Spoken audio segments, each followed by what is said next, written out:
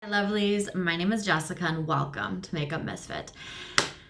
Now I know I did not do an update for this video for November, but I decided I should probably at least wrap this up and do the finale.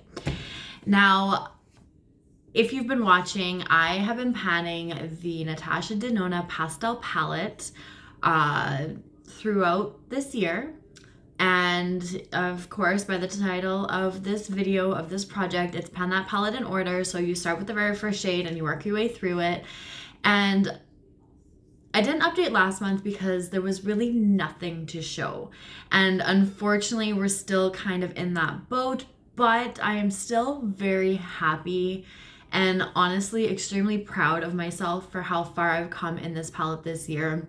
Whether it was me knocking out 4 shades per month, or even just working on those really difficult shades to finally hit pan on them and still push on and get through them. Only having 2 shades left in this palette with no pan as of 2 months ago was absolutely incredible, considering how difficult Natasha Denona shades are supposed to be. Now, there's definitely shades that I have had difficult times working on, but I haven't seemed to find them as difficult as other people. But again, it could just be the brush that I'm using, the way that I'm using it. You know, there's so much that goes into it. And even in just this palette alone, there was definitely some shades that were a lot softer, some that were a little bit more hard pressed. So it just depends on the shade and all of that. So anyways, I'm going to show you guys what the palette is looking like. I have been working on the last 2 shades, but not so much for the last little while.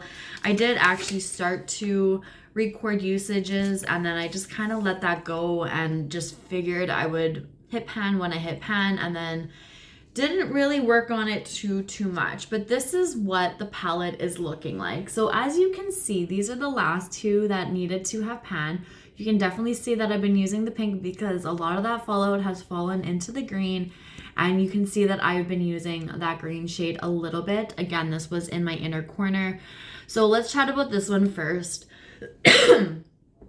I was using my pencil brush with this shade and I felt like it was a lot softer than the pink shade. But as I was just wearing it in the inner corner and I just kind of fell out of using that, I really didn't reach for the shade a whole lot, even though it does show a little bit more progress than the pink shade here, called Feather. So Zest is the green shade. And it was nice, it was pretty, but I think it's definitely more of a springtime shade for myself. Obviously, this whole palette is very spring-like pastel, but there was times when I would try and use that and I just didn't feel like it really did much for me, or really fit the kind of look that I was going for at the time. And sometimes I would use it just to try and use it and get some progress going on it. So I did eventually just kind of fall off of letting that shade be something that I was focusing on. But the pink shade here, Feather, I use this a lot. Like, I only have 4 uses marked down for Zest, which I know I've used it way more than that because, like I said, I just kind of stopped marking the usages. And I have 6 usages marked for Feather. Again, I have way more usages than that.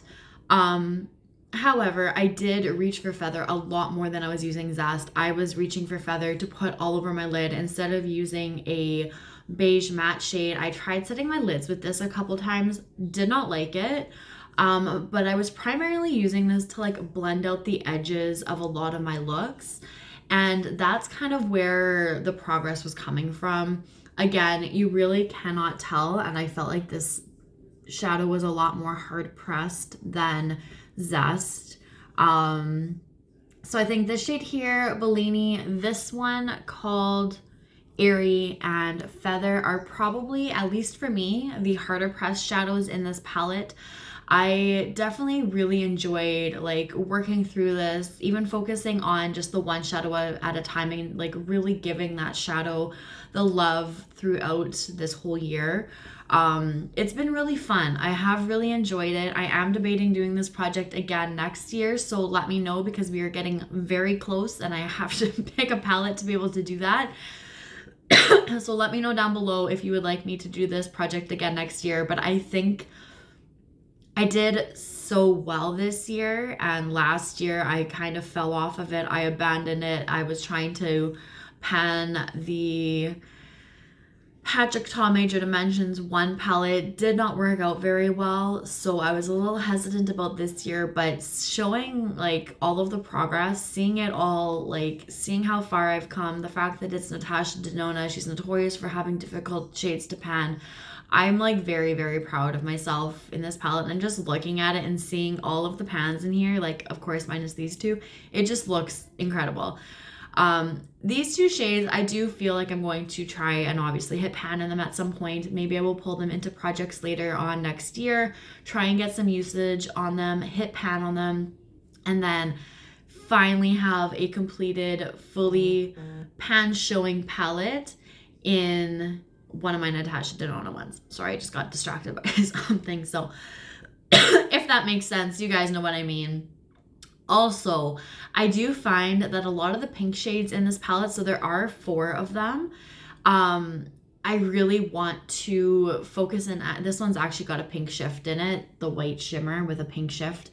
I do really want to like focus in on some of these shades a little bit more over time, whether it's to just expand the pan, fully finish it off, hit side pan, whatever the goal might be, and really get some more usage. I really liked the pinks in this palette, especially I think this was probably one of my favorites, this pink shimmer right here called Dainty. Dual was super nice, which is this other pink shimmer. I think if I can try and pull these shades out, I might even go back to the Krypton the Empty Magnetic palettes, the ones that I bought and put all of my singles into. They do have square panned magnetic palettes which actually fit the Natasha Denona shades.